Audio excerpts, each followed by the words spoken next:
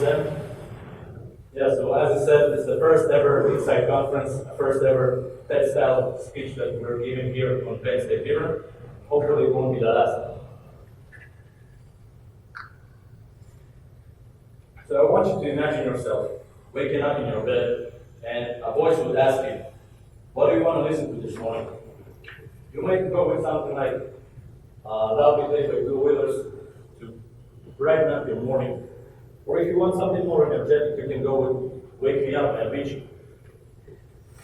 Then, while you brush your teeth, a mirror will display to you the most today's weather and the most trending news customized by your preferences.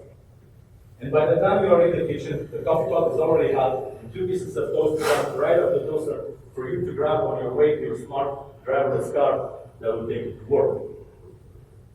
All of that and much more is possible thanks to technologies like artificial intelligence. But this is only the beginning for this exponentially growing technology.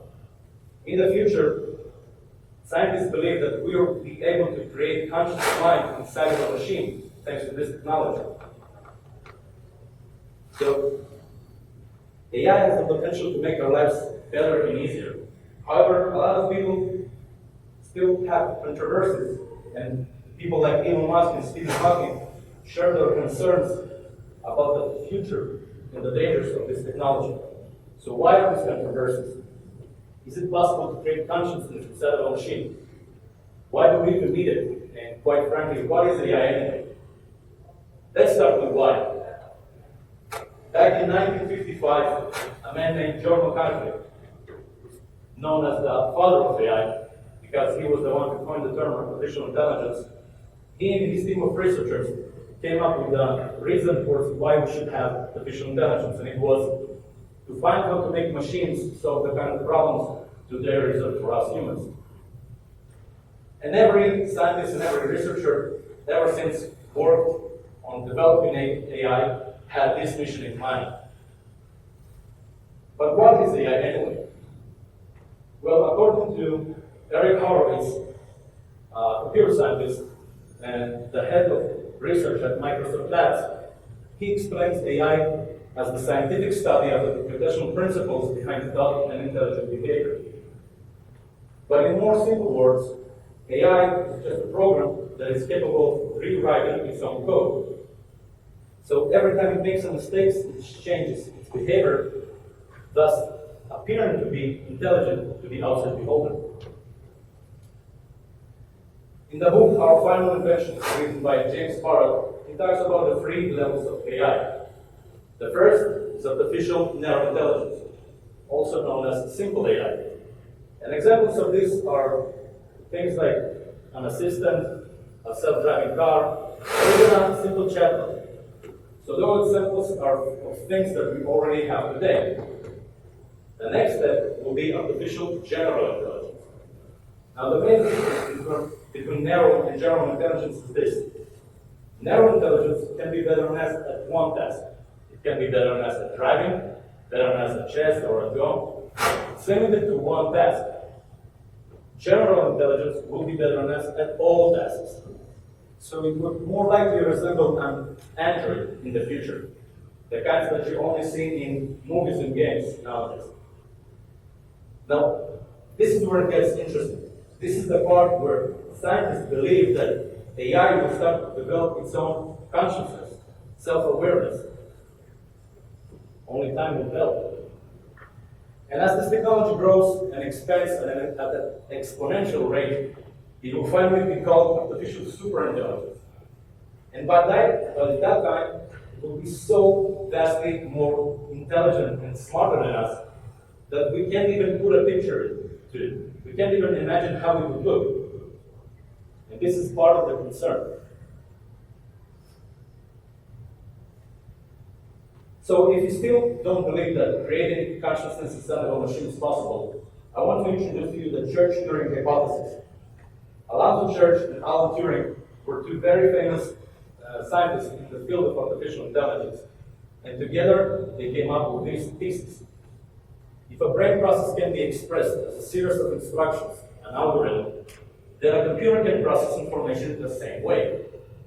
What they're saying is that if you believe that there's nothing magical happening in our mind, in our brain, then creating intelligence artificially is indeed possible. Think about it. Now, if you're like me and you follow Elon Musk on social media, you probably heard him say once or twice that he thinks that AI is the biggest existential threat to humanity. And he shares this concern with Dr. Stephen Hawking, who thinks that the development of AGI could bring the end of the human race. Now, I started this speech with saying that AI has the potential to make our lives better and easier. However, I cannot deny the dangers it will hold in the future. But don't be led by misconceptions. It's not like AI will one day turn rogue on its own and try to destroy humanity like some kind of Terminator. This is not the case. Rather, the actual problem is more like this. Imagine that you want to build a house at some area, at some point. You already have all of your material ready, you have all of your permissions ready, but then someone points out that there's an ant colony at this very spot. Would you consider building your house at a different point just because of the ant colony? Would you even notice that ant colony if no one pointed it out to you? We might be this ant colony, the artificial intelligence, that has its mission, for example, to end war all over the globe. And if we don't tell it specifically, do it without humans, it might decide that it's the only way. A more pressing problem, which is more closer to us today, is that problem of automation. You probably heard that a lot of companies lay off workers in order to implement machinery in their workplaces. And the common belief that as this technology grows and grows and expands, less and less jobs will be available for us, the people. But what actually happens is that those companies that end up laying off workers in order to implement machinery in their workplace, they end up hiring more skilled and qualified people that are needed in order to maintain this machinery. So they actually end up hiring more people than they laid off.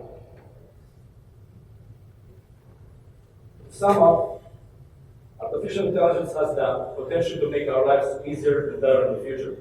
However, it depends very much on how we choose to develop this technology. I firmly believe that AI will be integrated in every aspect of our life very soon, and that AGI will be developed during our lifetime. I want you to ask yourself, how will AI change your life in 5, 10, or 20 years from now?